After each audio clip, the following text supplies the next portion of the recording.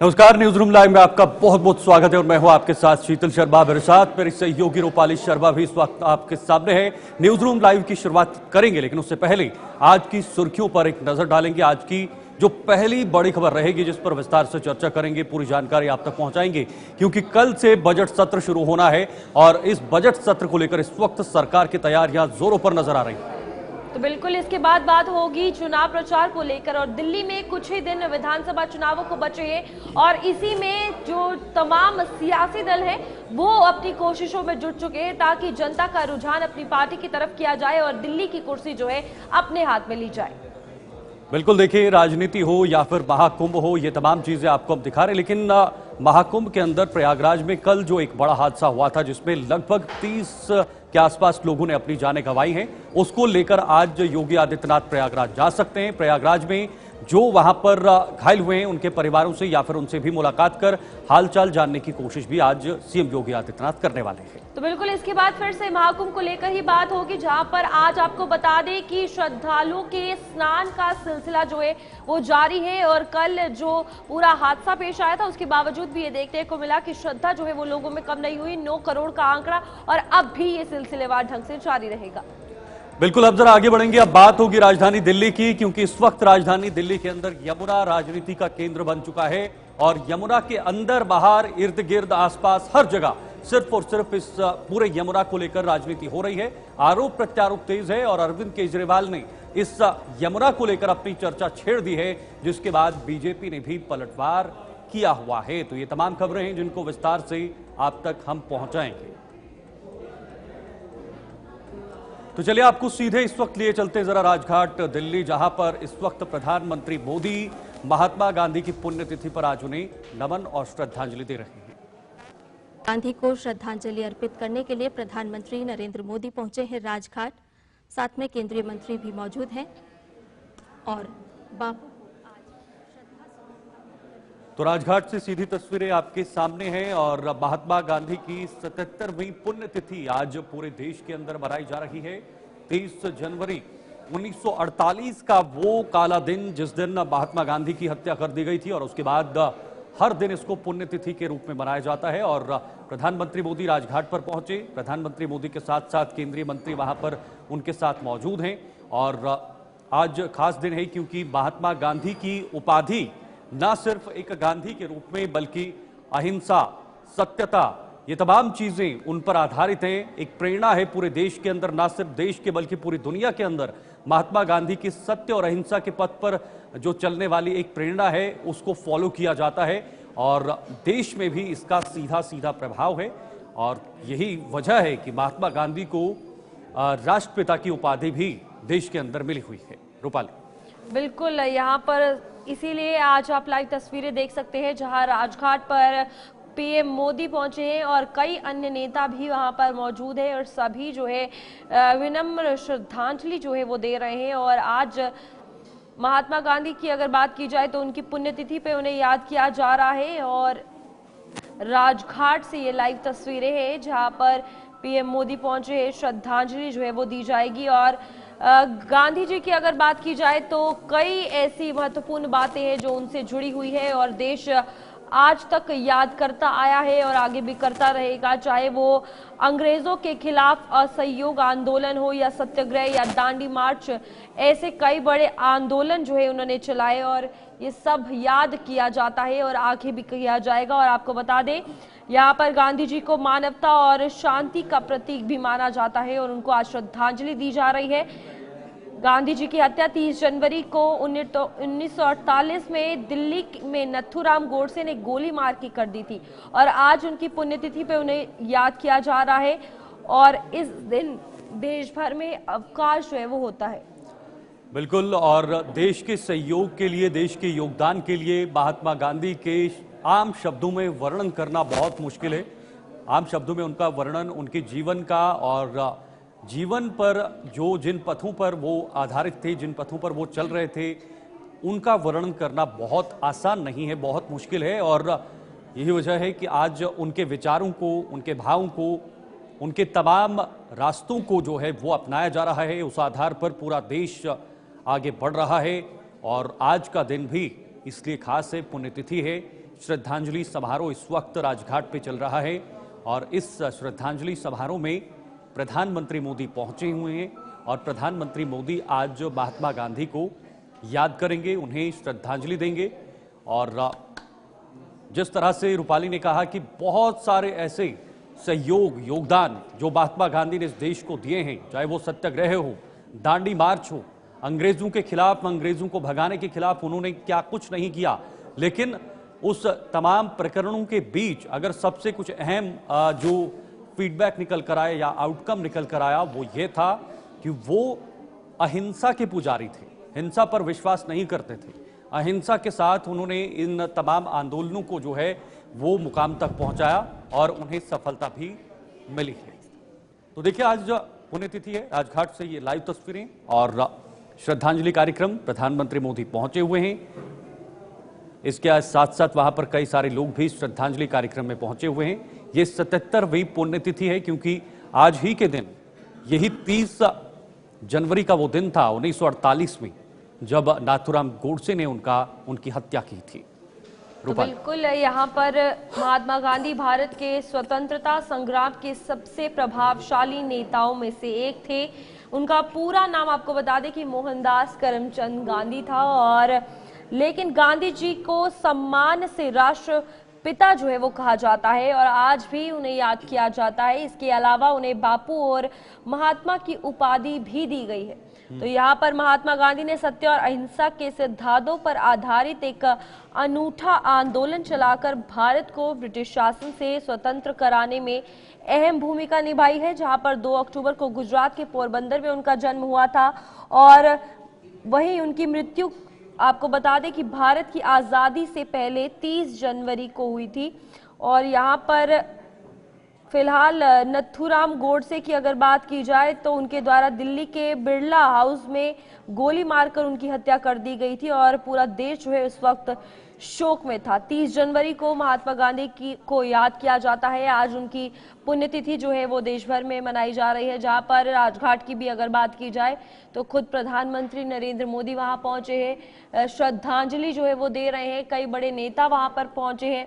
ये 77वीं पुण्यतिथि है और इस दिन को इतिहास में एक खास दिन के रूप में मनाया जाता है और गांधी जी की पुण्यतिथि को भारत में शहीद दिवस के तौर पर मनाते हैं। ये दिन राष्ट्रपिता महात्मा गांधी और देश की आजादी के लिए बलिदान देने वाले सभी शहीदों को श्रद्धांजलि देने के लिए समर्पित है।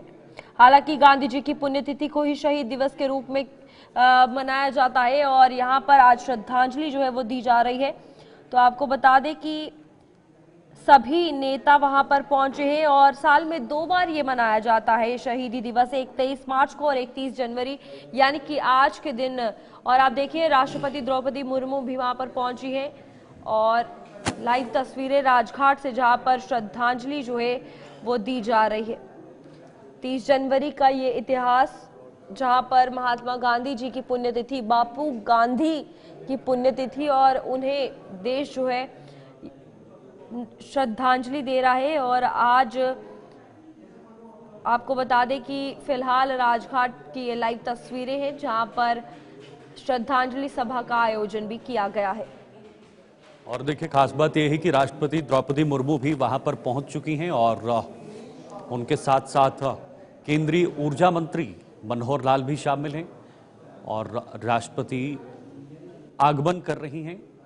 धीरे धीरे उनका आगमन हो रहा है उनके पूरे दलबल के साथ और एक संवैधानिक प्रक्रिया के साथ, क्योंकि राष्ट्रपति एक संवैधानिक पद है और संवैधानिक पद के साथ साथ एक जो प्रक्रिया रहती है, कॉन्स्टिट्यूशनल प्रोसेस रहता है, प्रोसीजर रहता है, उसी के तहत वहां पर ये आगमन होता है। धीरे धीरे वो आगे बढ़ रही हैं और आगे बढ़ के वो पुष्प अर्पित करेंगी, श्रद्धांजलि अर्पित करेंगी महात्मा गांधी को। और ये महात्मा गांधी छोटा नाम नहीं है, ना सिर्फ देश में महात्मा गांधी का इम्पैक्ट रहा है बल्कि पूरे विश्व में महात्मा गांधी को जाना जाता है, उनके कामों को जाना जाता है, उनका इम्पैक्ट है, उनके विचारों का इम्पैक्ट है, जो विचार उनके थे अपने देश के प्रति। और चरखा जो एक रूपाली आम लोगों के घरों में इस्तेमाल होता था, जिसे लोग इस्तेमाल करते थे, उस चरखे का जो हम कहें तो निर्माण या यूं कहें तो उस चरखे को अगर किसी ने सामने रखा था वो महात्मा गांधी ही थे, जिससे कई किस्से जुड़े हुए हैं। प्रधानमंत्री भी, द्रौपदी मुर्मू, राष्ट्रपति भी इस वक्त मौके पर पहुंच चुकी हैं और प्रार्थना सभा का भी आयोजन किया गया है। बापू को आज पूरा राष्ट्र याद कर रहा है, उन्हें श्रद्धांजलि अर्पित की जा रही है।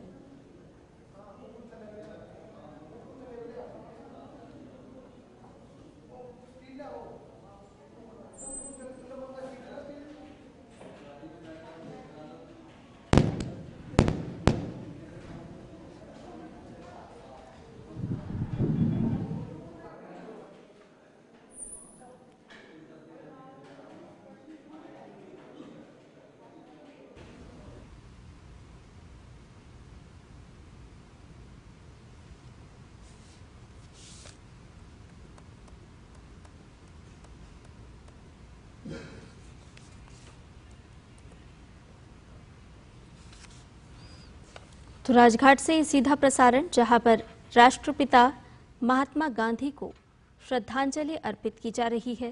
प्रधानमंत्री नरेंद्र मोदी ने बापू को श्रद्धांजलि अर्पित की। उपराष्ट्रपति जगदीप धनखड़ भी पहुंचे, उन्होंने भी बापू को याद किया, उन्हें नमन किया और श्रद्धा सुमन अर्पित। तो लगातार ये राजघाट की तस्वीरें आपके समक्ष, और जैसे हमने कहा कि द्रौपदी मुर्मू और खासकर प्रधानमंत्री मोदी भी वहां पर हैं। 77वीं पुण्यतिथि है। रक्षा मंत्री राजनाथ सिंह भी इस वक्त राजघाट पर मौजूद हैं और ये श्रद्धांजलि कार्यक्रम आयोजित हो रहा है। इस दिन को शहीदी दिवस के रूप में भी देखा जाता है। ये बहुत बड़ा नाम महात्मा गांधी का, जिसको हर मौके पर रूपाली याद किया जाता है। प्रधानमंत्री मोदी विशेषकर महात्मा गांधी का नाम और महात्मा गांधी के विचारों पर कई बार उनका वो जिक्र करते रहते हैं। बिल्कुल, यहाँ पर 15 अगस्त 1947 के बाद जब देश को आज़ादी मिली, तो वहीं 30 जनवरी 1948 में नथुराम गोडसे द्वारा महात्मा गांधी की गोली मारकर हत्या कर दी गई और इसी के चलते 30 जनवरी हर साल महात्मा गांधी की पुण्यतिथि जो है वो मनाई जाती है और साथ ही इसे महात्मा गांधी के शहीद होने पर शहीद दिवस के रूप में भी मनाया जाता है। शहीदी दिवस का काफी ज्यादा महत्व है, जहां पर शहीदी दिवस के दिन भारत के लिए अपने प्राणों को न्यौछावर करने वाले वीर सपूतों को याद किया जाता है। शहीद दिवस पर भारत के राष्ट्रपति, प्रधानमंत्री एवं अन्य उच्च अधिकारी जितने भी हैं सभी राजघाट पर पहुंचे हैं और यहाँ समाधि स्थल पर पुष्पांजलि, श्रद्धांजलि अर्पित करके उनको याद कर रहे हैं। 2 मिनट का मौन भी जो है वो रखा जाएगा और फिलहाल यहाँ पर शहीदों को श्रद्धांजलि जो है वो दी जा रही है। और 30 जनवरी एक खास दिन, जहाँ पर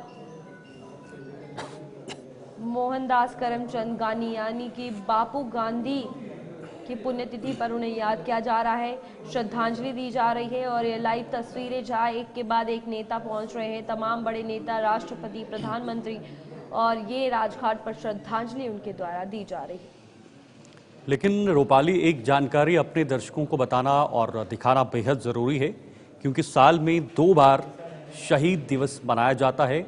एक 23 मार्च को होता है और दूसरा 30 जनवरी यानी आज का दिन। अब इसमें असमंजस की स्थिति लोगों में क्यों होती है, वो जरा हम साफ करें। गांधी जी को पुण्यतिथि पर 30 जनवरी को शहीदों की याद में शहीदी दिवस मनाते हैं और 23 मार्च को भी शहीदी दिवस मनाया जाता है। इस पे 2 अलग तारीखों को इसमें वर्णन क्यों है, ये आपको बताएं। दोनों शहीद दिवस में अंतर है, क्योंकि 30 जनवरी को महात्मा गांधी की हत्या हुई थी और 23 मार्च को 1931 को स्वतंत्रता संग्राम सेनानी भगत सिंह, राजगुरु और सुखदेव को फांसी दी गई थी।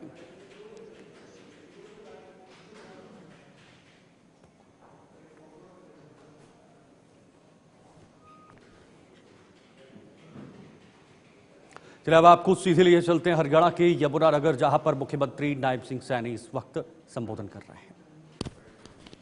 जहां पर मां मंत्रा का निवास है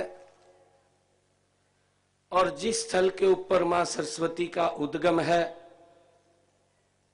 हम उस पवित्र स्थल के ऊपर एकत्र आए हैं। आप सबको मैं आज मौनी अमावस्या की बहुत बहुत बधाई और शुभकामनाएं देता हूं। आप सबको मैं राम राम भी करता हूं।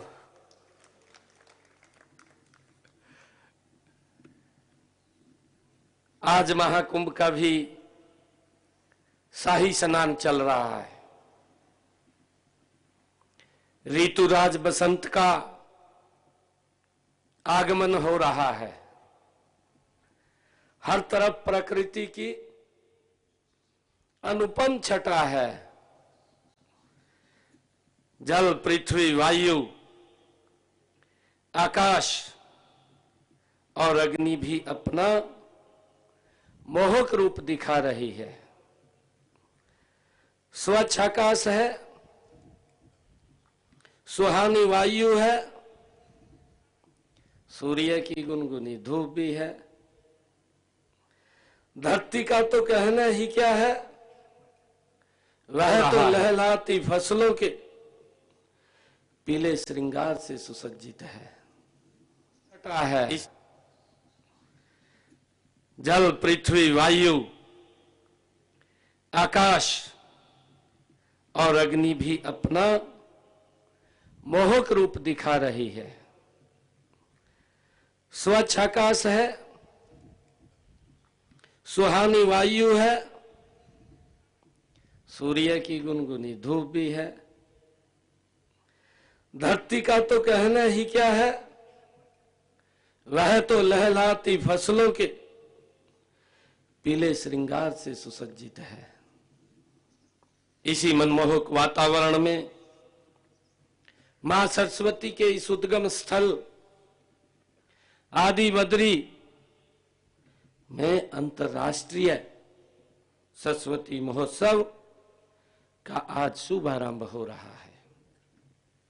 29 तारीख से ये 2 फरवरी तक ये चलने वाला है। इस पावन अवसर पर मैं मां सरस्वती के चरणों में वंदन भी करता हूं। आप सबको बधाई और शुभकामनाएं भी देता हूं। आज ही मां सरस्वती के किनारे पर दूसरे तीर्थ स्थलों पर यह महोत्सव धूमधाम से शुरू हो रहा है। पेहवा तीर्थ में सरस और सांस्कृतिक मेले का शुभ आरंभ भी हो रहा है। कैथल के पोलड़ में पिसौल तीर्थ और जींद के हंस डहर तीर्थ में भी 1 फरवरी को सरस्वती महोत्सव के कार्यक्रमों का आयोजन किया जाता है। मुझे खुशी है कि कुरुक्षेत्र विश्वविद्यालय की विशेष रूप से हम सराहना भी करेंगे, जो कल से सरस्वती नदी विषय पर अंतर्राष्ट्रीय कॉन्फ्रेंस का आयोजन कर रहा है। यह विश्वविद्यालय हर साल अंतर्राष्ट्रीय गीता जयंती में गीता पर अंतर्राष्ट्रीय कॉन्फ्रेंस का आयोजन करता है। इसी पावन अवसर पर आज मुझे खुशी भी है आप सबको ये बात शेयर करते हुए कि आज इस पावन दिन और इस पावन तट, इस पावन अवसर के ऊपर आज मुझे हरियाणा प्रदेश के मां सरस्वती के इस सरस्वती हेरिटेज डेवलपमेंट बोर्ड के माध्यम से आज 54 करोड़ 71 लाख रुपए की लागत से 29 परियोजनाओं का उद्घाटन और शिलान्यास करने का मुझे अवसर मिला है। मुझे खुशी है कि हमने 28 करोड़ रुपए की लागत से 14 परियोजनाओं का तो तो आपने सुना यमुनानगर हरियाणा से इस वक्त मुख्यमंत्री नायब सिंह सैनी हमारे साथ मौजूद थे। इस वक्त अपना संबोधन कर रहे थे और संबोधन के जरिए कई सारी बातें भी रखी। फिलहाल आगे बढ़ेंगे। इस वक्त एक बड़ी खबर है, आपको बता दें बजट को लेकर ये बड़ी जानकारी, क्योंकि कल से बजट सत्र शुरू होना है और कल से इस सत्र की जब शुरुआत होगी तो सबकी नजरें बजट सत्र पर रहेंगी। 4 अप्रैल तक ये बजट सत्र चलेगा। बड़ा लंबा समय है इस सत्र का, लेकिन सत्र से पहले मोदी सरकार की सर्वदलीय बैठक, यानी आज ये सर्वदलीय बैठक होनी है और इसमें ना सिर्फ एक दल बल्कि तमाम विपक्षी दल भी मौजूद होंगे, इसमें शामिल होंगे और एक आपसी सहमति के लिए सत्र में कैसे एक दूसरे की सहमति बनाई जाए, बातचीत हो, ठोस चर्चा हो, मुद्दे रखे जाएं और उन पर चर्चा हो, ये सबसे बड़ा सवाल है। बिल्कुल, यहाँ पर आपको बता दें कि 4 अप्रैल तक चलेगा ये बजट सत्र और सत्र से पहले मोदी सरकार की ये सर्वदलीय बैठक जो है आज देखी जाएगी, जिसमें 1 फरवरी को वित्त मंत्री बजट पेश करेंगी और 6 फरवरी को पीएम मोदी इसका जवाब देंगे। 11:30 बजे संसद के एनेक्सी में होगा सर्वदलीय बैठक का आयोजन और यहाँ पर केंद्र सरकार ने आज सर्वदलीय बैठक बुलाई है, जिसमें बजट को लेकर चर्चा जो है वो होगी और कल से इस बजट सत्र की शुरुआत होने वाली है। बजट पर हर किसी की निगाहें रहती है कि आखिरकार सरकार की तरफ से क्या कुछ अलग होगा, क्या कुछ सरकार इस बार लोगों के लिए, आम जनता के लिए लाएगी, चाहे वो घरेलू चीजों से लेकर किसी भी चीज में जोड़ा जाए तो बजट काफी महत्वपूर्ण रोल निभाता है। ताबिश कमाल हमारे साथ दिल्ली से हमारे सहयोगी लाइव जुड़े हैं। ताबिश से ही जानने की कोशिश करेंगे कि आखिर बजट को लेकर किस तरह की चर्चा इस वक्त केंद्र सरकार में नजर आ रही है और खास तौर पर जिनके लिए बजट लाया जाता है यानी आम लोग, वो किस तरह की चर्चा कर रहे हैं। ताबिश, किस तरह की चर्चा हो रही है दिल्ली के अंदर, क्योंकि बजट सत्र कल से शुरू होगा और बजट भी कुछ ही दिनों में पेश होना है, क्या लगता है किस तरह की चर्चा हो रही है? शीतल, देखिए बहुत गर्मा गर्म माहौल है दिल्ली के अंदर। राजनीति पूरी तरह से गर्म है। एक तो दिल्ली में विधानसभा का चुनाव चल रहा है, दूसरी तरफ दिल्ली में कल से बजट को लेकर के शुरुआत हो जाएगी। आज सर्वदलीय बैठक कुछ ही देर के बाद शुरू हो जाएगी और इसमें तमाम जो विपक्षी दल है, सरकार ने उन सबको बुलाया है। संसदीय केंद्रीय मंत्री किरण रिजिजू ने सबसे बजट में एक साथ बैठने की और बजट को सर्वसम्मति से पास कराने की अपील भी की है। विपक्ष से ये भी कहा है कि आप हंगामा ना करें। हालांकि विपक्ष ने भी अपनी पूरी तैयारियां कर ली है बजट को लेकर के। सरकार देखिए पूरी तैयारियां कर चुकी है। ये 8वां बजट होगा जब निर्मला सीतारमण 8वीं बार इस बार बजट पेश करेंगी। काफी लंबा समय रखा गया है बजट सेशन के लिए इस बार। हालांकि आम जनता की अगर बात की जाए तो आम जनता 2-3 चीजों से इस बार बजट को लेकर के उम्मीद लगाया हुआ है। पहली चीज इसमें रहेगी कि इनकम टैक्स में कुछ छूट होनी चाहिए। दूसरी बात इसमें बेरोजगारी, महंगाई भत्ता, इस सब पर ध्यान रखा जाएगा। जहां तक युवाओं का सवाल है, युवा इस बार रोजगार का जो बजट में तलाशने की कोशिश करेंगे। वहीं हेल्थ सेक्टर और उसके अलावा किसानों को रिझाने के लिए कई सरकार बड़े फैसले इस बार बजट में ले सकती है। देखिए, सूत्रों के हवाले से जो खबर आई है, 6 बड़े पॉइंट्स हैं जिन पर सरकार इस बार काम कर सकती है। पहला है क्योंकि किसान आंदोलन लगातार कर रहे हैं, किसानों का आंदोलन जारी है। 6,000 वो 12,000 रुपए की जा सकती है। सरकार इस तरह का ऐलान कर सकती है। दूसरी तरफ डीजल पेट्रोल को ड्यूटी है, उस पर सरकार कटौती कर, डीजल पेट्रोल के दाम है लेकिन उसमें भारी गिरावट हो। दिल्ली चुनाव है, बिल्कुल सामने है और कुछ दिनों में दिल्ली के चुनाव होने हैं। क्या आपको लगता है कि इसका भी इम्पैक्ट इस बजट के अंदर देखने को मिल सकता है, दिल्ली के दायरे में या दिल्ली से बाहर भी? देखिए, अगर सरकार इतने बड़े कदम उठाती है, सबसे बड़ी बात तो यह है कि सरकार अगर पेट्रोल और डीजल के दामों को घटाने के लिए कुछ राहत देती है तो ये सीधा इम्पैक्ट रखेगा। दूसरी तरफ अगर युवाओं के लिए इंटर्नशिप योजना का ऐलान सरकार करती है, रोजगार का गारंटी ऐलान करती है, तो ये बहुत बड़ी बात रहेगी। हेल्थ सेक्टर, एजुकेशन सेक्टर में सरकार बड़े ऐलान करती है तो वो कहीं ना कहीं दिल्ली चुनाव को प्रभावित करेगा। ऐसा नहीं, देखिए दिल्ली एक केंद्र शासित प्रदेश और दिल्ली 50% केंद्र सरकार पर तो 50% दिल्ली सरकार पर निर्भर है। तो ऐसे में जाहिर सी बात है कि अगर केंद्र सरकार की तरफ से कुछ बड़ी घोषणाएं की जाती है तो आने वाले विधानसभा चुनाव पर इसका प्रभाव देखने के लिए मिलेगा और इसीलिए सरकार इस बार ऐसा बजट लाने की कोशिश करेगी जिससे दिल्ली के अंदर आप बीजेपी जो वनवास झेल रही है 28 साल का, उसको बीजेपी खत्म कर सके। तो ऐसे में उम्मीद ये जताई जा रही है कि सरकार बड़े कुछ फैसले इस बजट में ले सकती है। जहां तक इनकम टैक्स को लोगों को राहत देने की बात है, 10 लाख रुपए तक इनकम टैक्स में राहत सरकार देने की बात कर रही है। तो हो सकता है कि इतना बड़ा फैसला लिया जा सकता है। तो ऐसे में कई बड़े फैसले लिया जा सकते हैं। सबसे इम्पोर्टेंट पहलू जैसे इनकम टैक्स वगैरह की बात आपने की वो रहता है, लेकिन जीएसटी और घरेलू चीजों पर फोकस ज्यादा जो है वो जनता का रहता है। क्या लगता है इस बार सरकार उस पे क्या कुछ खास बजट में लाएगी, क्योंकि आम जनता जो है सबसे पहले घर से शुरू करती है, फिर बाकी चीजों पर बजट में ध्यान देती है?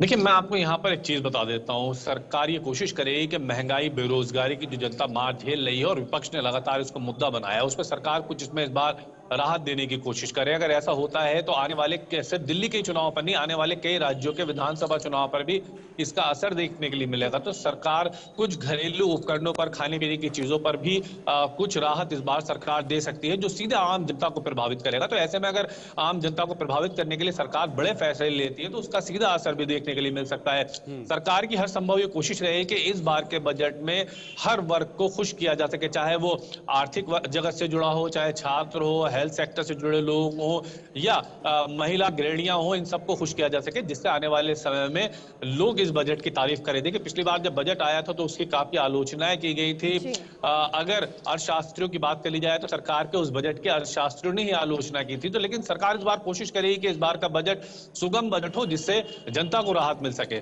लेकिन ताबिश, पिछली बार जब बजट आया था जिसका जिक्र आपने किया है, उसमें केंद्र सरकार ने कुछ राज्यों को स्पेशल पैकेज दिया था, बड़े आकार में इस बजट को दिया गया था, चाहे वो बिहार हो या फिर चंद्रबाबू नायडू का राज्य हो, क्योंकि वो उनके साथ मिलकर उन्होंने सरकार भी बनाई थी। इसकी आलोचना भी विपक्ष की तरफ से हुई थी और उन्होंने कहा था कि भाई हमारे राज्यों को सशक्त करने के लिए केंद्र सरकार आगे कदम क्यों नहीं बढ़ा रही। तो क्या इस बजट में ऐसा देखा जा सकता है जहां पर बीजेपी शासित प्रदेश नहीं है, उन राज्यों को भी बराबरी का हक मिले? देखिए, मैं आपको यहाँ पर शीतल ये बात बता दूं कि जब पिछली बार ये बजट पेश हुआ था तो कांग्रेस के राष्ट्रीय अध्यक्ष मल्लिकार्जुन खड़गे ने ये सवाल खड़े किए थे, लेकिन उसका जवाब भी दिया गया था। सरकार की तरफ से बताया गया था कि सिर्फ आंध्र प्रदेश और बिहार का नाम बजट में लिया गया है, लेकिन जिन राज्यों का नाम नहीं लिया गया है उनका भी सरकार ने ख्याल रखा है। देखिए, पिछली बार सरकार ने सर्वोदय योजना शुरू की थी, जिसके तहत आसाम, हिमाचल जैसे कई राज्य ऐसे थे जिन पर अलग अलग तरह की योजनाओं के जरिए फायदा पहुंचाने की बात सरकार की तरफ से कही गई थी। आसाम में बड़ी त्रासदी आई थी, तो आसाम को भी। ठीक है, बहुत बहुत शुक्रिया आपका ये जानकारी देने के लिए। कल एक दिन और इंतजार करना होगा और उसके बाद ये पोटरी जब खुलेगी इसमें क्या कुछ निकल कर आएगा, किस किस को इसमें राहत मिलेगी और कौन यहां पर राहत ढूंढने की कोशिश करेगा, ये निर्भर करता है इस बजट पर जब बजट सामने आएगा। अब बात जरा दिल्ली विधानसभा चुनाव की होगी, क्योंकि दिल्ली विधानसभा चुनाव इस वक्त जबरदस्त तरीके से रोमांचक मोड में नजर आ रहे हैं और आज का दिन दिल्ली विधानसभा चुनाव के लिए एक बहुत महत्वपूर्ण दिन है, एक ट्विस्ट वाला दिन है। और ये ट्विस्ट, सबसे बड़ा ट्विस्ट जो मैं आपको बताने जा रहा हूं, ये वह है जो अखिलेश यादव और अरविंद केजरीवाल एक मंच पर नजर आएंगे और यह मंच राहुल गांधी साझा नहीं करेंगे, यानी कांग्रेस इसमें अलग है और अरविंद अखिलेश यादव एक साथ मिलकर इन चुनावों के बीच प्रचार प्रसार करेंगे। अखिलेश यादव ने इसका औपचारिक ऐलान बहुत पहले कर दिया था कि वो इस बार अरविंद केजरीवाल का पूरा सपोर्ट करेंगे, यानी कुल मिलाकर उत्तर प्रदेश के अंदर दो लड़कों की जोड़ी को यहां पर अरविंद केजरीवाल ने तोड़ने का काम किया है। लेकिन इसका सीधा फायदा क्या आम आदमी पार्टी को मिलेगा या फिर किसी को नुकसान भी होने की संभावना है? रूपाली, तो बिल्कुल इसी में आज अगर बात की जाए तो समाजवादी पार्टी के मुखिया यानी कि अखिलेश यादव और आज अरविंद केजरीवाल पार्टी के उम्मीदवारों के लिए जो है प्रचार प्रसार करेंगे। फिलहाल यहाँ पर आपको बता दें कि कैराना से इकरा हसन सहित उत्तर प्रदेश के पार्टी के अन्य सांसद भी आम आदमी पार्टी के लिए जो है वो करने वाले हैं, क्योंकि कुछ ही दिन जो है वो दिल्ली विधानसभा चुनावों को बचे हैं। क्या प्लान है, किस तरीके से जनता को रुझाया जाएगा, बीजेपी का संकल्प पत्र हो या आम आदमी पार्टी का उस पर विकल्प हो, इन सभी पर ध्यान जो है वो दिया जाएगा। और इसी में दिल्ली विधानसभा चुनाव के लिए प्रचार अभियान तेज हो गया है। अरविंद केजरीवाल के नेतृत्व वाली यानी आम आदमी पार्टी की अगर बात की जाए तो आम आदमी पार्टी के उम्मीदवारों के लिए सपा मुखिया अखिलेश यादव आज प्रचार अभियान करेंगे। 30 जनवरी को रिठाला में आम आदमी पार्टी के सुप्रीमो केजरीवाल के साथ रोड शो में जो है वो किया जाएगा। कैराना से इकरा हसन सहित उत्तर प्रदेश के कई स्थित पार्टी के कई अन्य सांसद भी आम आदमी पार्टी के लिए प्रचार प्रसार करेंगे। लेकिन यहाँ पर आम आदमी पार्टी और भारतीय जनता पार्टी ही दिल्ली की चुनावी मैदान में उतरी हुई दिख रही है, जहां पर कांग्रेस की अगर बात की जाए तो कांग्रेस काफी फीकी पड़ती हुई नजर आई है। इधर उत्तर प्रदेश के मुख्यमंत्री, अब जरा आगे बढ़ेंगे, उत्तर प्रदेश के मुख्यमंत्री आज प्रयागराज का दौरा करेंगे और वहां पर जो हुई घटना, भगदड़ हुई थी, उसका वहां पर जायजा ले सकते हैं और इसके साथ साथ आगामी जो कार्यक्रम वहां पर होने वाले हैं उन कार्यक्रमों का भी पूरा जायजा लिया जाएगा, क्योंकि अभी आधा समय है इस महाकुंभ का। आधे लोग, जो अनुमानित आंकड़ा था उसके हिसाब से 20 करोड़ के आसपास लोग वहां पर पहुंचे हुए हैं और इतना जो आंकड़ा है वो वहां पर पहुंच सकता है, यानी 20 से 25 करोड़ लोग और भी वहां पर आ सकते हैं। उनमें कोई भगदड़ का जो स्थिति है वो ना हो, क्योंकि आगे कई स्नान अभी होने हैं, चाहे वो शिवरात्रि के मौके पर हो, बसंत पंचमी के मौके पर हो या अन्य मौके हो। बहुत सारे ऐसे मौके रूपाली हैं वहां पर जिनके चलते ये दौरा महत्वपूर्ण माना है, ताकि आज से ही वो व्यवस्थाएं वहां पर सुनिश्चित की जाएं, ताकि आने वाले समय में इस तरह का हालात वहां पर ना बने। बिल्कुल, कल जिस तरीके से ये भगदड़ पेश आई, इसमें काफी दुखद तस्वीरें भी थी और खुद योगी आदित्यनाथ, जो कि यूपी के मुख्यमंत्री हैं, बार बार निरीक्षण कर रहे थे। पूरी सुरक्षा व्यवस्था का इंतजाम किया हुआ था ताकि श्रद्धालु को कोई परेशानी ना हो। और जब भगदड़ मची और मीडिया से उनकी बातचीत हुई तो वो भी काफी ज्यादा दुखी नजर आए, जिसमें तस्वीरों में हम देख सकते थे कि वो बात करते हुए किस तरीके से की आंखों में आंसू थे। और आज प्रयागराज में वो पहुंचेंगे। हमारे साथ गौरव पांडे जुड़ चुके हैं। गौरव, बताइएगा आज किस तरीके से प्रयागराज में दौरा रहने वाला है, क्योंकि कल की जो भगदड़ हुई है उसने कहीं ना कहीं योगी सरकार को बहुत घेराव में लिया, लेकिन ये भी हम मान सकते हैं कि 9 करोड़ लोगों के बीच इस तरीके की व्यवस्थाएं होना कोई छोटी बात नहीं है। बिल्कुल रूपाली, देखिए उत्तर प्रदेश के मुख्यमंत्री योगी आदित्यनाथ आज प्रयागराज के दौरे पर रहेंगे। प्रयागराज के दौरे पे सबसे बड़ी बात यह है कि जो कल घटना घटी मौनी अमावस्या के दिन, जिसमें जो तकरीबन 30 के करीब लोगों की मृत्यु हो गई और करीब करीब इतने ही लोग घायल भी हैं। ऐसी स्थिति में प्रयागराज की पल पल की रिपोर्ट उत्तर प्रदेश के मुखिया ने ली थी। प्रयागराज के मेला अधिकारी से भी लगातार संपर्क में रहे। इसके साथ साथ जो 13 ज्वाइंट मजिस्ट्रेट भेजे थे उनके संपर्क में भी प्रॉपर रहे। और अब आज के दिन जब स्थिति सामान्य है तो वो इस प्रयागराज मेले पहुंचेंगे, प्रयागराज कुंभ में पहुंचेंगे और आगे आने वाली स्थितियों का जायजा लेंगे। चूंकि प्रयागराज कुंभ का आधा समय बीत चुका है और अभी आधा समय बाकी है, यानी कि 3 स्नान बाकी हैं। महाशिवरात्रि का सबसे बड़ा स्नान होने वाला है और इस स्नान को किस तरीके से सुव्यवस्थित कराया जाए, इसकी गौरव, अब जरा ये बताइए, क्योंकि जो आज हुआ, जो बड़ी घटना सामने आई, भगदड़ सामने आई, उस पर कई तरह के सवाल भी खड़े हुए प्रशासन की सुविधाओं पर, व्यवस्थाओं पर। और सबसे बड़ा जो सवाल था वो ये था कि वीवीआईपी कल्चर वहां पर बहुत ज्यादा अडॉप्ट हो गया था, जिस वजह से आम लोगों को काफी दिक्कतें हो रही थी। क्या इन 2 चीजों पर नजर रखी जाएगी? वीवीआईपी कल्चर, इसको थोड़ा सा रोका जाएगा या इसमें विराम लगाया जाएगा? और दूसरा, जो सुविधाएं हैं आम लोगों को, चाहे वो घाटों पर पहुंचने के बाद उन्हें वहां से, स्नान के बाद उन्हें वहां से हटाना हो या फिर वहां रोकने ना देना हो, वहां पर सोने ना देना हो, ये तमाम चीजें जिसकी वजह से ये पूरा मामला हुआ है, तो क्या इस तरह के कदम उठाए जा सकते हैं? शीतल, देखिए पहली बात तो ये कि जो अब तक कुंभ होते रहे हैं, किसी भी कुंभ में वीआईपी कल्चर देखने को नहीं मिला कभी भी। इसलिए चूंकि हमेशा से जो भी मुख्यमंत्री रहे हैं उन्होंने जितने दिन कुंभ चला उतने दिन वीआईपी कल्चर को पूरी तरीके से बंद रखा। बाकायदा इसके लिए नोट पास होता है, बाकायदा एक लिखित में नोट पास होता है। लेकिन इस बार महाकुंभ को एक तरीके से उसकी लिस्टिंग करने के लिए कहीं ना कहीं इस बार वीआईपी कल्चर को रोका नहीं गया। और जहां पर इंसान के चल पाने की जगह नहीं है, वहां 4 पहिया गाड़ी, उसके साथ उसकी फ्लीट, उसके बाद सुरक्षा कर्मी, तमाम लोगों को चल पाने के लिए जगह देनी पड़ती है। और ऐसे में वीआईपी कल्चर की वजह से ही इस भागदड़ की स्थिति भी पैदा हुई, ये बताया जा रहा है। आपको बताएं कि हाल ही में 2 दिन पहले ही एक वीडियो भी वायरल हुआ था जिसमें आम जनता पुलिस वालों से लड़ाई कर रही थी कि वीआईपीओ के लिए पुल को खोल दिया गया, बाकियों के लिए पुल बंद रखे गए। ऐसी स्थितियों का विशेष ध्यान रखा जाएगा। और धक्का भी गया है इस बार, प्रदेश के मुख्यमंत्री ने साफ तौर पे कहा है कि नो व्हीकल जोन इसको बनाएं और साथ ही साथ जो व्यक्ति जहां पर भी आ रहा है वो उसी घाट पर स्नान करके रवाना हो जाए, जिससे कि संगम पर भीड़ ना लगे, यानी त्रिवेणी संगम जो घाट है वहां पर भीड़ ना हो।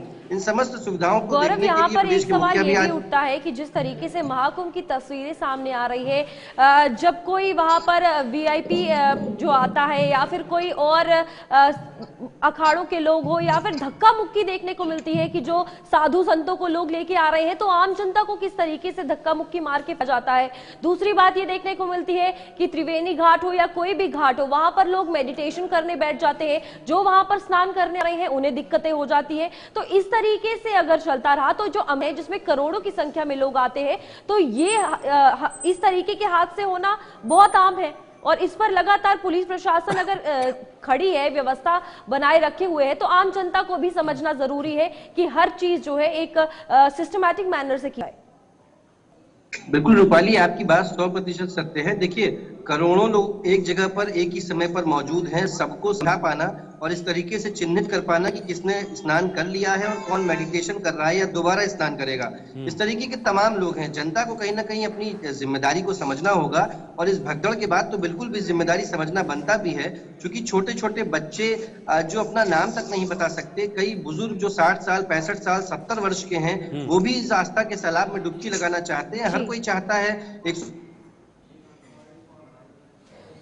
चलिए, बहुत बहुत शुक्रिया आपका हमारे से जुड़ने के लिए। गौरव हमारे साथ हमारे सहयोगी थे, जिन्होंने कहा कि सरकार इस पूरे घटना इस वक्त निरीक्षण कर रही है, सर्वेक्षण कर रही है, जायजा लिया जा रहा है। लेकिन ये कितनी बड़ी सीख है उत्तर प्रदेश सरकार के लिए, क्योंकि किसी ने अपना पति खोया, किसी ने बेटा खोया, किसी ने अपना भाई खोया और किसी ने जो अपने रिश्तेदार है उनको खोया है। हालांकि उन्हें वापस नहीं ला जा सकता, लेकिन उत्तर प्रदेश सरकार आने वाले समय के लिए अपने आप को और सुविधाओं को मजबूत करने का काम जरूर कर सकती है। अब जरा आगे बढ़ेंगे, एक और बड़ी खबर आपको बताएंगे। लगातार वहां पर घाट पर जो है वो सिलसिला जारी है, श्रद्धालुओं के आने का सिलसिला चल रहा है, स्नान करने पहुंच रहे हैं। सुबह 8 बजे तक आज 55 लाख लोगों ने स्नान किया है। रूपाली, तो बिल्कुल यहाँ पर आपको बता दें, मौनी अमावस्या पर 7.5 करोड़ लोगों ने संगम में डुबकी लगाई है और अब तक 27 करोड़ से ज्यादा श्रद्धालुओं ने संगम में स्नान किया है। तो ये शुरू में जो आंकड़ा 45 करोड़ का लगाया गया था और अभी भी 3 अमृत स्नान बाकी हैं। और मौनी अमावस्या का एक ऐसा स्नान था जिसमें ये अंदाजा लगाया गया था कि 8 से 10 करोड़ लोग जो है श्रद्धालु यहाँ संगम में डुबकी लगाने आएंगे, और वैसा ही हुआ। आंकड़ा वही सामने आया, 7.5 करोड़ से ज्यादा श्रद्धालुओं ने वहां पर डुबकी लगाई है और अभी भी 3 स्नान बाकी है। लेकिन कल का स्नान सबसे बड़ा माना जा रहा था, जहां पर तमाम संत वहां पर पहुंचे थे, जिसके बाद ये देखने को मिला कि जब भगदड़ मची तो वहां के जितने भी अखाड़े हैं उन्होंने भी स्नान रद्द कर दिया। उसके बाद काफी देर के बाद वापस उन्होंने स्नान करने के लिए बात मानी और आज फिर से ये देखने को मिल रहा है कि आस्था का सैलाब फिर से प्रयागराज में उमड़ा है, जहां पर संगम स्नान के लिए 55 लाख लोगों ने अभी तक सुबह 8 बजे से लेकर स्नान कर दिया है। और एक के बाद एक देश भर से ट्रेनें जो है प्रयागराज पहुंच रही हैं, बसें जो है प्रयागराज पहुंच रही हैं, ताकि महाकुंभ का साक्षी हर कोई बन सके। तो महाकुंभ में 1 फरवरी को उपराष्ट्रपति का आगमन होना है। बड़ी अपडेट है, 50 से अधिक देशों के राजदूत भी वहां पर पहुंचेंगे। देखिए, बहुत बड़ी अपडेट, 50 से अधिक देशों के जो राजदूत हैं वो पहुंचेंगे। 8 फरवरी को प्रधानमंत्री मोदी भी वहां पर जाएंगे, 5 फरवरी को, और एक के बाद एक जो बड़े नेता हैं वो पहुंच रहे हैं। उपराष्ट्रपति भी पहुंचेंगे, जगदीप धनखड़ का आगमन होगा। लेकिन बड़ा सवाल रूपाली ये उठता है कि अभी कई वीवीआईपी हैं जो महाकुंभ का रुख करेंगे, आएंगे, लेकिन अब के हालात क्या होंगे, अब के सिचुएशंस क्या होंगे, क्या उनके साथ भी वीवीआईपी की तरह ट्रीट किया जाएगा? जाहिर सी बात है, जितने ज्यादा बड़े सेलिब्रिटीज आएंगे या बड़े नेता वहां पर पहुंचेंगे, उतना ज्यादा सुरक्षा होगी, सिक्योरिटी होगी और वहां पर ध्यान लगाया जाएगा। बिल्कुल, यहाँ पर आईएएस आशीष गोयल और भानु गोस्वामी की ड्यूटी जो है वो लगा दी गई है। अर्धकुंभ भी यहाँ पर इनको देखा गया था।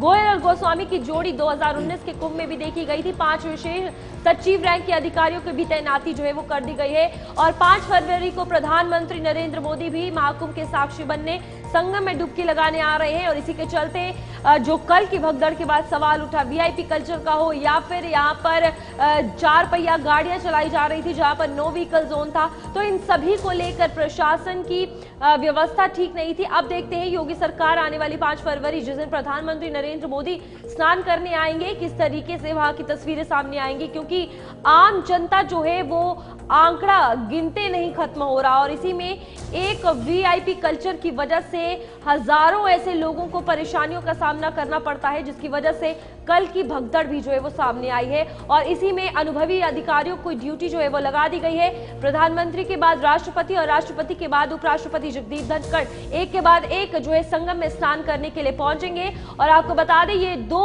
अधिकारी गोयल और गोस्वामी की जोड़ी जो है ये काफी मशहूर जो है 2019 के अर्धकुंभ में रही है और आज फिर इन्हें प्रयागराज में जो है वो तैनात किया गया है। उन दोनों की ड्यूटी, आशीष गोयल और भानु गोस्वामी जो कि IAS है, इनकी ड्यूटी लगा दी गई है ताकि सुरक्षा व्यवस्थाओं की तमाम इंतजाम जो है वो खुद देखे, निरीक्षण जो है सुबह शाम और सवेरे खुद करते रहें। और यहाँ पर लोगों को भी ये चीज समझना जरूरी है कि अर्धकुंभ की बात की जाए तो अलग व्यवस्था थी और अब महाकुंभ की बात की जाए तो यहाँ पर 8 करोड़ का आंकड़ा कम नहीं है। अगली बड़ी खबर है गोरखपुर से, जहां पर गोरखपुर के 2 लोग इस हादसे में मौजूद थे जिसमें मौत हुई है। कुल मिलाकर अभी तक 30 का ये आंकड़ा सामने आया है। गोरखपुर के खजनी क्षेत्र और उनवल के निवासी बताए जा रहे हैं। साथ में गए लगभग आधा दर्जन लोग गायब हो गए हैं। रूपाली, आधा दर्जन लोग वहां से गायब हो गए जो इनके साथ गए थे और 2 लोगों की मौत हुई है। बिल्कुल शीतल, ये एक बहुत कह सकते हैं कि एक तरफ जहां आस्था के मन बनाकर लोग वहां पहुंचे थे तो अब दुखी दिल से वो वापस आए हैं, क्योंकि कई परिजनों को खोया है, कई लोग अभी तक गायब है जिनका कोई अता पता नहीं है। और यहाँ पर मृतकों के परिजनों को आपको बता दें कि उनके शव भी सौंपे जाएंगे और यहाँ पर कल मॉर्चरी में उन्हें रखा गया था। लेकिन जिस तरीके से ये भगदड़ पेश आई है, 30 से ज्यादा ऐसे लोग हैं जिनकी मृत्यु हुई है और दुखद पल है जहां पर आस्था मन में रखते हुए ये लोग प्रयागराज पहुंचे थे, संगम स्नान के लिए पहुंचे थे और बेहद दुखी मन के साथ इन्हें वापस आना पड़ा है। फयाज अहमद हमारे संवाददाता गोरखपुर से जुड़ चुके हैं। फयाज, बताइएगा, गोरखपुर के 2 लोगों की इस हादसे में, इस भगदड़ में मृत्यु हो गई है, क्या कुछ जानकारी है? शव वहां पर पहुंचे हैं, परिजनों का क्या कुछ हाल है, क्या कुछ कह रहे हैं? जी रूपाली, आपको बता दूं, जो हृदय विदारक घटना प्रयागराज में हुई है, बड़ी संख्या में श्रद्धालु जो है प्रदेश ही नहीं देश भर से पहुंचे थे। ऐसे ही गोरखपुर में भी 2 लोगों की मौत की जिला प्रशासन ने पुष्टि की। हालांकि जो सूत्रों के हवाले से जो जानकारी हमें मिल रही है, 4 लोगों की मौत हुई है। फिलहाल गोरखपुर में 2 लोगों की जो है डेड बॉडी लेके पहुंची। ये जो है गोरखपुर के उनवल के रहने वाले थे, जो 27 जनवरी को 8 बजे उनवल से स्नान करने के लिए नगर पंचायत उनवल निवासी नगीना देवी उम्र, जिनकी जो है 61 वर्षीय पत्नी स्वर्गीय मोतीलाल निषाद की भगदड़ में मौत हो गई। वहीं वार्ड नंबर 4 के निवासी पन्ने निषाद स्वर्गीय मैगी निषाद, जिनकी उम्र 58 बताई जा रही। जैसे ही घटना प्रयागराज में घटी और जो भी इनके परिजन गए हुए थे और तमाम लोगों को जब घटना की जानकारी, हर कोई जो है अपने परिवार के लोगों की तलाश में, उनके हाल चाल की जानकारी में जुट गया था। जैसे ये मौत की खबर यहाँ पहुंचती है तो परिवार में कोहराम सा मच जाता है। लेकिन फयाज, कई लोग गायब भी बताए जा रहे हैं, क्या उनका अभी तक सर्च शुरू किया है, उनको खोजना शुरू किया है या कोई प्रारंभिक अभी तक जानकारी मिल पाई है? जी, अभी बहुत से लोग बिछड़ गए हैं। इनके जो साथ में लोग गए हुए थे, इसमें इनके सामान भी लापता है और तमाम लोगों की तलाश करे। हालांकि जिला प्रशासन का जो संपर्क यहाँ से जो स्थानीय लोग हैं और उनके परिवार वाले संपर्क साधे हुए हैं, उनको बताया जा रहा है कि उन्हें तलाश किया जा रहा है और जैसे ही जानकारी मिलेगी उन्हें उसके बारे में बताया जाएगा। तो क्या लगता है अब सरकार किस तरह से आगे काम करेगी, क्योंकि बहुत दुखद है, ना सिर्फ उत्तर प्रदेश या गोरखपुर के लोगों ने जाने गंवाई हैं, कई ऐसे लोग हैं जो बाकी राज्यों के भी हैं, महाराष्ट्र के कुछ लोग ऐसे हैं जिन्होंने अपनी जाने गंवाई हैं और कुछ लोग घायल भी हैं। जी बिल्कुल, ये घटना में हृदय विदारक घटना है और जैसे ही ये जो है सोशल मीडिया के जरिए लोगों को जानकारी हुई, हर कोई अपने परिवार के कुशल क्षेम पूछने के लिए लगातार लोग साधते रहे कि जो है परिवार के लोग क्या है। और जैसे ही जो है 2 लोगों की मौत की खबर मिलती है तो परिवार में कोहराम मच जाता है और चाहे वो जो रोना पिटना शुरू हो जाता है। हालांकि जिला प्रशासन इनके आने जाने की पूरी तरीके से व्यवस्था की गई है। चलिए, बहुत बहुत शुक्रिया आपका फयाज, हमारे साथ ज्वाइन होने के लिए। फयाज अहमद पूरी जानकारी बता रहे थे। अब बात होगी दिल्ली की। यमुना को लेकर इस वक्त आरोप प्रत्यारोप तेज है और दिल्ली की राजनीति में आसपास के राज्यों के नेता हों या फिर मुख्यमंत्री हों, वो भी पूरी तरह से इन्वॉल्व नजर आ रहे हैं। हरियाणा सीएम ने केजरीवाल को घेरा है। हरियाणा के मुख्यमंत्री ने अरविंद केजरीवाल को घेरा। यमुना को लेकर आम आदमी पार्टी पर जमकर पलटवार किया है। हरियाणा सीएम ने नदी से पानी पीकर दिखाया और बताया कि देखिए ये पानी कितना शुद्ध है, और जिस पर अरविंद केजरीवाल ने अपनी टिप्पणी की थी। रूपाली, बिल्कुल, यहाँ पर यमुना को लेकर आम आदमी पार्टी का एक बड़ा मुद्दा भारतीय जनता पार्टी की तरफ से दिल्ली में चुनावों में खड़ा किया गया है, जहां पर नदी में पानी पीकर जो है वो सीएम, हरियाणा के सीएम ने दिखाया और यहां पर केजरीवाल के आरोपों को भी खारिज किया। केजरीवाल उन्होंने कहा कि सैनी ने पानी पिया नहीं, थूक दिया। तो ये इस तरीके की बात जो है सियासत में की जा रही है, जहां पर हरियाणा सीएम ने केजरीवाल को घेरा है और यहां पर यही कहा गया कि गंगा की सफाई तो हो गई पर यमुना केजरीवाल साफ नहीं करवा पाए, जो उन्होंने अपने मैनिफेस्टो में पिछली बार लिखा था। तो यहाँ पर यमुना पर टिप्पणी जनहित में की गई है, ये केजरीवाल की तरफ से भी बयान जो है वो दिया गया और अरविंद केजरीवाल ने इसी को लिखित जवाब जो है इसको लेकर दिया है और ये पूरी सियासत यमुना के इर्द गिर्द अब घूमती हुई नजर आ रही है। एक और बड़ी खबर है, ईसीआई ने अरविंद केजरीवाल से जवाब मांगा है। बड़ी अपडेट, चुनाव से पहले यमुना में जहर वाले बयान पर जवाब मांगा है और ये जवाब ईसीआई ने मांगा है। ईसीआई ने कल 11 बजे तक समय दिया है कि जल्द से जल्द यमुना को लेकर जो बयान दिया है उस पर अपना जवाब दीजिए, क्योंकि अरविंद केजरीवाल ने यमुना को जहर का पानी बताया था और इस मामले पर अब राजनीति भी तेज हो गई है। लेकिन इलेक्शन कमीशन इंडिया ने भी यहां पर जवाब मांगा है। तो बिल्कुल ईसीआई ने कल 11 बजे तक का समय जो है अरविंद केजरीवाल को दिया है। अब देखना यह है कि इस बयान को लेकर वो क्या कुछ जवाब देते हैं। चलिए, न्यूज रूम लाइव में आज के लिए फिलहाल इतना ही। मुझे और मेरी सहयोगी को दीजिए इजाजत। आपका दिन शुभ रहे। नमस्कार।